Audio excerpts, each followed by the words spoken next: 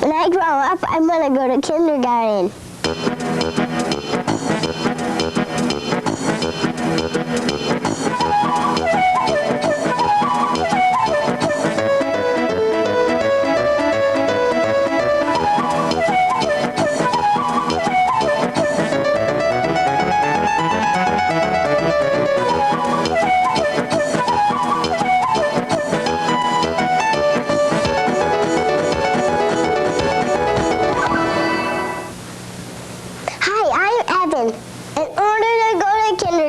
You need a special letter from the president. Oh, Evan, you do not. You just have to be 5. That's my mom, and she knows a lot. She told me I have to prepare myself for kindergarten. But how am I only 5? I'm excited for you, Evan, that soon you'll be starting school with the other boys and girls. I would like to provide you with a few health tips to get you ready for school. The first one is bed rest. It's important, Evan, that you get enough sleep because that's the time when your body is growing, and we recommend 10 to 12 hours of sleep a night. This helps you to be ready for school in the morning and you won't feel tired. And the second health tip I would like to provide you with is breakfast. Evan, you do know this is the important meal of the day. It gives us energy at school so that we don't run out of steam.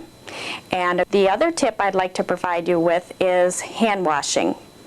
This is the germ busters. We go into the bathroom and we wash our hands.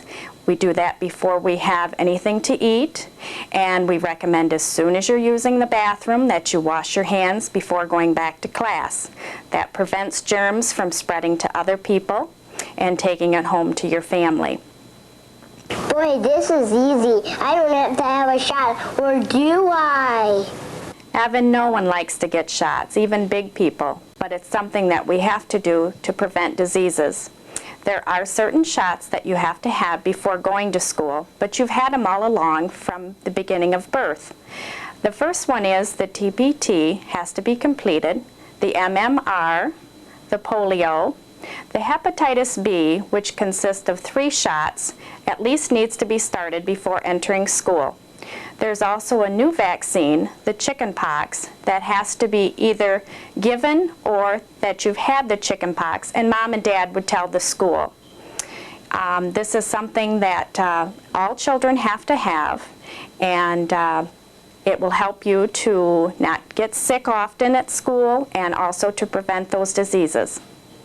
What if I'm sick and I need medication? Can I take it at school? Evan, at school there are children that are sick and need medication, and it's important that forms be completed. There's a medical authorization form that is kept in the school office. Your parents can come in and get that and take it to your doctor's office, and they'll need the doctor's signature along with the parent's signature. The medication is brought to school by the parents. Evan, it's something that you can't bring to school. The parents bring it in, and it is kept in a locked cabinet, and a medical administrator will provide you with the medication. Only 100 days till school starts, but I'm kind of worried about my mom. I wonder how she'll take me without me. Well, Evan, it's perfectly okay to be worried about leaving home for the first time and going to kindergarten. But your parents will be very happy for you to go to kindergarten. Parents really want their children to grow and to learn, to meet new friends at school, and to play with new friends at school. If you're worried about leaving home, make sure that you talk to your mom and dad about that, and talk to your teacher at Kindergarten Roundup. There are certain things that mom and dad and your teacher can do to help you feel comfortable in going to school and staying there and having a good time. How do I know what school is mine? Chances are you will already know which school is yours because it is the school that is closest to yours in your family's neighborhood. If you're not familiar with the school that you'll be going to for kindergarten, make sure you attend Kindergarten Roundup or have your parents take you to the school, see the classroom, meet the classroom teacher, the principal, and even stop and play on the playground a little bit. Doing these things will help you get ready for kindergarten. With so many kids, how am I going to know anybody? Well, Evan, Your classroom teacher will introduce you to all the children in your classroom on your first day of school. You'll have plenty of time to get to know your classmates because you'll be playing and learning with them every day of kindergarten. It won't be long and you'll know all the children by name, and I'm sure you'll have a friend or two. My friend is a speech teacher. What do they do? Well, Evan, a speech teacher is actually a speech therapist, and what I do as a speech teacher is I help children in school who have difficulty either making their sounds or being able to put their thoughts into words and into complete sentences. Maybe they also have difficulty knowing how to ask questions or how to answer questions, and those are some areas that I can help children with. It's also my job as a speech teacher to decide if what a child is doing is appropriate or correct for his or her age. Coming into kindergarten as a 5-year-old, you might have difficulty still with certain sounds when you talk. You might have difficulty saying the S sound, S, or you might have difficulty with the R sound like in rabbit or the TH sound like in thumb, but that's okay because your speech is still developing even when you're 5 years old. But if you come into kindergarten and you have trouble with sounds such as the k sound like in cookie or the F sound, f, as in fish, then maybe there's something I can do to help you out with that. I used to do a lot of stuttering. Oh yes, Evan, that's something that is a very common thing that many children go through. Actually, what you were probably doing wasn't true stuttering, but a normal stage called disfluency or normal disfluency. And a lot of children go through this. What happens is usually around the ages of 2, 3, 4 years of age, children are experiencing so many things as they run around and play, and they want to tell mom and dad or grandma and grandpa about the many things. And what happens is 1,001 thoughts are going through your head, and you still have this little mouth that is still developing to talk with. And so you might end up repeating parts of words or whole words, and that's okay because you're still learning to talk. Usually by the time you reach kindergarten and kindergarten age, children aren't so disfluent. They don't show those behaviors very often. But if there is a concern about that, then the best thing is to have your mom or dad talk to your teacher at school, and then your teacher could let the speech teacher know, and we could check it out and see if it's something that we need to work with you on. Do people with earrings have trouble speaking? Generally not, Evan. The only time that really becomes a concern is if children have a lot of earaches or ear infections, actually. And usually that is when they are much younger than kindergarten age. If a child has had a lot of ear infections from when they were babies onward, then there may be some difficulty with their speaking. For example, Evan, if you can't hear all of the sounds because of your earache, then how are you going to be able to learn how to make those sounds when you talk? So the best thing to do, especially for parents to do when they're bringing their children to kindergarten roundup, is to let the classroom teacher know that their child has had a lot of ear infections so that the teacher can make note of it, and it's something that we may just kind of watch and see if the child has any difficulty from it. What can I do to help improve my child's language? Well, it's really important to provide your children with as many various experiences as possible. And it doesn't have to be anything elaborate like taking them to the zoo, although that is nice. Just even taking them to the grocery store, to their brother or sister's hockey game or soccer game, and talking about the experience while you're doing it.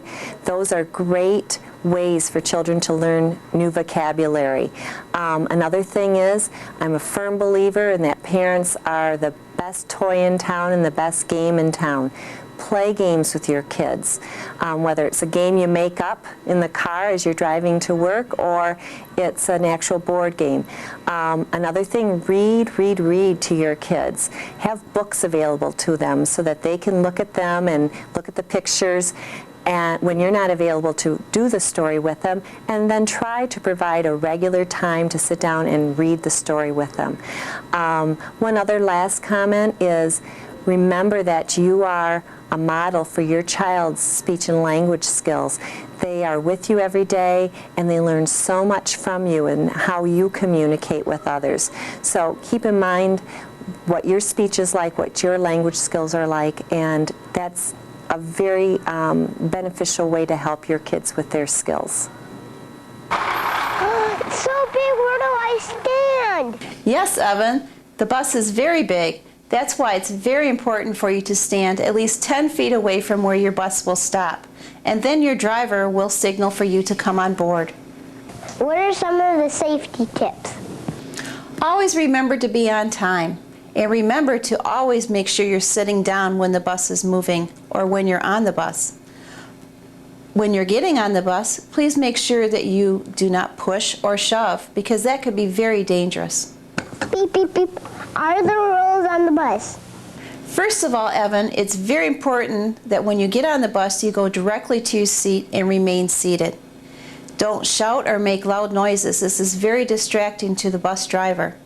Keep your hands in front of you and out of the aisles. Also keep your hands to yourself.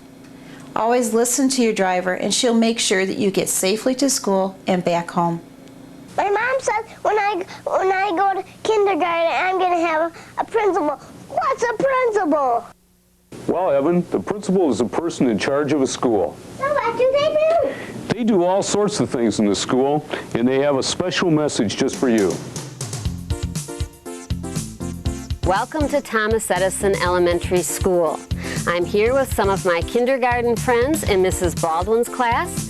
We look forward to seeing you at Kindergarten Roundup and in the fall as you begin your adventures in learning with us. Welcome to Lakeport School, where we set the course for lifelong learners. Welcome to Keewatin School. We're the home of the Little Huskies, and we're looking forward to seeing you at Kindergarten Roundup. Come and join us. At our school, we have caring and dedicated teachers and great instructional programs that foster success and a love of lifelong learning. Today, we are in Mrs. Dipp's kindergarten classroom. We are looking forward to meeting all of you at Kindergarten Roundup and having you become part of our Harrison family. Welcome to Kimball Elementary, where we know it takes a village to raise a child. And Kimball Elementary is one part of that village. The family, of course, is another part of that village. And the community is the other part of that village. We have many wonderful programs here at Kimball Elementary, so welcome to our school. All children who participate in Kindergarten Roundup will receive a school t-shirt. Each student will also receive a children's book donated by Citizens First Savings Bank, a 10-inch puppet to go with the children's book, and a Happy Meal coupon for McDonald's. Wow, I get a new t-shirt? Welcome to Woodrow Wilson Elementary School. I'm here in the Media Center sharing one of my favorite books with our students. I look forward to you coming to kindergarten so you can enjoy many exciting adventures and learning. Wow, look at these books. Hello and welcome to Indian Woods Elementary. We know that the academic and social experiences here at Indian Woods will give your child a great start in his or her school career. Mrs. Tracy's boys and girls say, Welcome to Indian Woods! Welcome to Michigami Elementary School. We hope to see you join our school community, and under the guidance of wonderful teachers like Mary Jo Smith, your child will be off to a great start. Again, welcome to Michigami. Welcome to Sparlingville Elementary School. This is our kindergarten. We have 2 of them, and we are looking forward to having you join us here next year. We enjoy reading, and the fun you will have. welcome to Howard D. Kroll, and as you can see, we are here in the computer lab with some of our kindergarten children. They have computer classes once a week for 45 minutes. Every classroom has a computer. Welcome to Cleveland Elementary, where learning is our top priority. We have a well-trained and caring staff that is looking forward to working with you. We look forward to seeing you at Kindergarten Roundup and having you as part of the Cleveland family.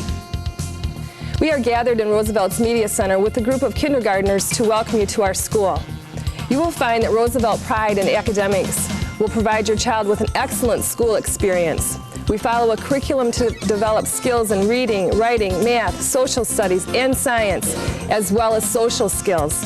And most importantly, we do it with the belief that childhood is a journey, not a race. And we certainly look forward to meeting all of our new Little Reds.